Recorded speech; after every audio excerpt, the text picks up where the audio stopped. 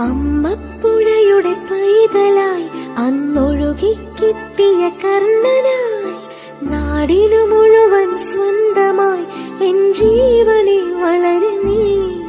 കുടിൽ മേയുവാൻ മുകിലുകൾ, അതിൽ മാരിവിൽ ചുവരുകൾ, നിനക്കൊരു കുടം കുളിരുമായി പുതുമഴമണി